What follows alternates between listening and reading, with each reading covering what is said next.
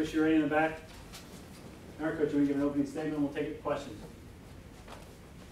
Yeah, obviously disappointing the outcome. Credit to EKU, their players, their coaching staff. They fought, they hung in there, took advantage of our mistakes, made plays defensively when they had to make them. Obviously created their own destiny too, but obviously took advantage of some of the stuff we did. Start off the defense. Obviously, I thought they bounced back great. Obviously, I don't know that it was as talented opponent, but Eastern Kentucky has some athletes and the quarterback's a good player, but our defense did a great job.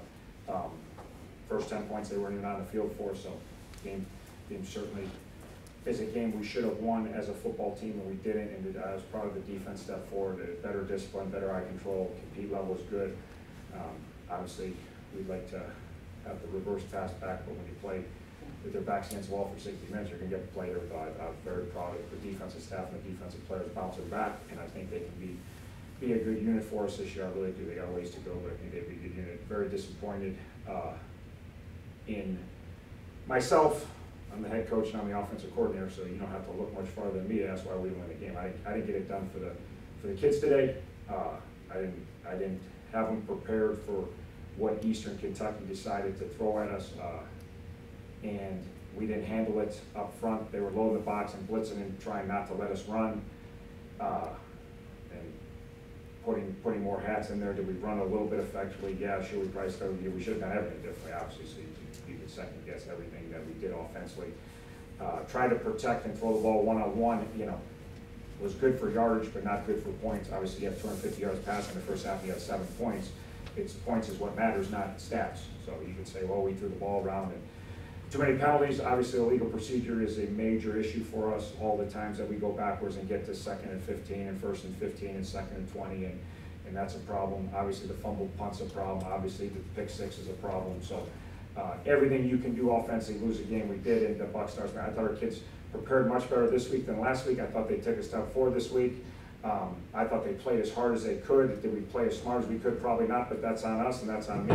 I think the offense coaches did an excellent job this week. I think I did a horrendous job managing the game and in the game, and we didn't come up with a way to carve out a run game, and we didn't come up with a good enough way to protect our quarterback. If you can't run, you can't protect the quarterback. This is what it looks like.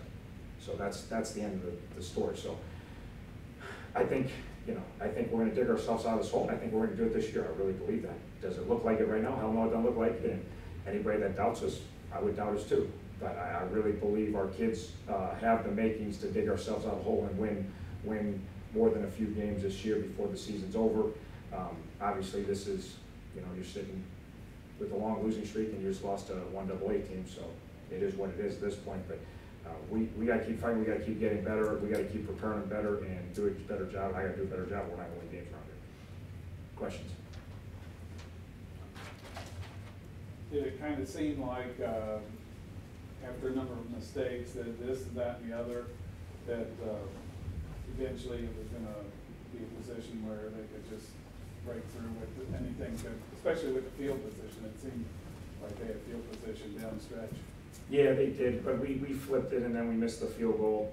At one point we did get it flipped and we got it down there, and then we didn't get the first down and we missed the field goal. But yeah, we were playing a short field. Our defense was keeping us in. I kind of felt like our defense was going to stop them the whole game. They didn't use the trick play. They did the one play that really got us on. Other than that, they stopped them the whole game. So 280 yards and 60 plays, which pretty damn good defense. But yeah, our offense was an offensive issue. That was the game. We couldn't run the ball. We couldn't protect our quarterback. If you can't run the ball, protect quarterback, we got it. And we know that. We know that's an issue. We got to figure out how to run the ball and protect the quarterback in the very near future. And obviously, we got tough opponents coming up, but that's the deal. So, but the field was very tilted, and they were hanging and waiting for us to make a mistake, and we fumble a punt and give them 3 points, and we throw a pick six, and game's tied for no reason. Should be 10-0 at least at that point, but we didn't do a good enough job. So very disappointed. But I'm really not. I thought our kids fucking beat. I'm not disappointed our kids. Am I disappointed our execution? Yeah, that's why they hire coaches and pay coaches to get people executing at the level they need to execute, so they don't jump offside. Good teams don't jump offside, bad teams do. So as my wife will tell me when I get home, you do all the things that you tell me bad teams do. Amen. That's how you lose games. You turn the ball over, you have penalties. Right? There's no excuse for it. It's not bad luck. It's we gotta find a way to get it prepared where we don't do those things. Other questions? Start off quick with that first drive, 59-second touchdown. I know it just kind of slowly trickled away from there. I don't think you thought this was going to be the outcome after that first drive. Yeah, no, I didn't think it was going to be 17-10 victory for Eastern Kentucky when they scored one touchdown offense. I definitely didn't think that. So, no, we knew they were going to pressure us. We knew we were going to have to protect. We knew we got to help ourselves protect, and we were trying to, we caught them and we got a 7-man gap protection, and we protected it. We got the ball in the seam, and Murph makes a good play. And again, even the first half was kind of, we can't get our own way on offense. We had 250 yards passing at halftime, get 7 yards. That's hard to do unless you can shoot yourself in the foot as often as we do. And then, second half, our kids started to press and started to lose our confidence, and our quarterback got away from the plan a little bit at times in the second half, where the plan was a plan. If they're going to freaking press, you got to protect yourself. You can't send that many guys out for pass. We got to get match protections and protect ourselves and pitch and catch on the outside. And we made a number of plays. Obviously, we had 2 receivers with 100 yards, the guy with 60, and most of it in 3 corners because we didn't do diddly in the 4th quarter, obviously. So the plays were there, but one didn't do it consistent enough to obviously get the ball in the end zone.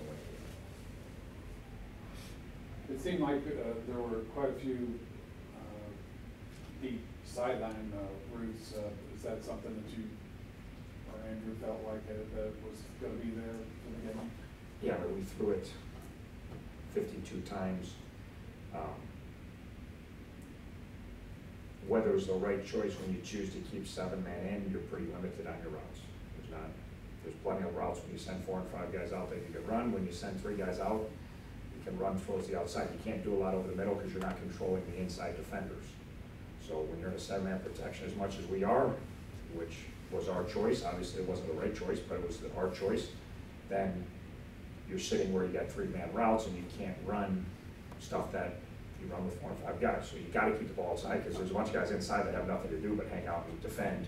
So you got to keep the ball outside. We threw a bunch of quick throws the outside. We threw short throws the outside. We threw intermediate throws the outside. We threw deep balls the outside. We threw 52 passes. We threw a lot of all 3 of them. So was there more deep balls? Yeah, but it was 52 passes, and with our limitations of what we can and can't do, So we have to right now. Unfortunately, we got to run quick routes. We can't run a bunch of intermediate routes with deep digs that we ran them today. They were open. We didn't protect our quarterback. We didn't get them off. Those were the ugly sacks or the ugly throwaways. So we're in a situation that ball's got to get out of our quarterback's hand quickly, and limits is what we got to do, but we still got a better plan. To what degree do you think some of these things are correctable stuff? Everything's correctable at the time. Some things are going to be harder to correct short term than long term, but everything's correctable. But we have to still figure out what we can do with the personnel and with our strengths and weaknesses, and figure out ways, and not put so much pressure on number 12 for 2 weeks. He's back there running, throwing. He's got to get worn down, and he doesn't play his best football in either 4th quarter. And part of it, he's played 2.5 games by the 4th quarter and taken a bunch of hits and took a couple of late hits and ran over a guy to get a tough first down, and then he's pretty much running out of gas. So we can't operate that way. We have to figure out a way to operate. So obviously, if I had a good answer, I would implement it today. So I don't have a good answer yet. We have to come up with a good answer. Anything else? Coach, thanks. Thank you, guys.